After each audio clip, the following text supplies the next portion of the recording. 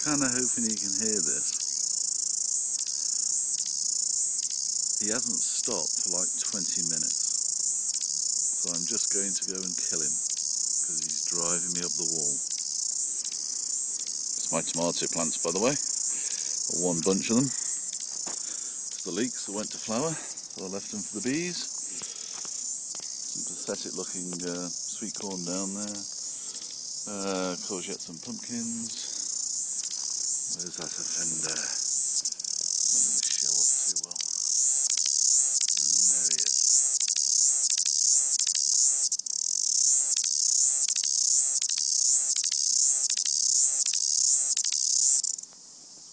Ah, he flew.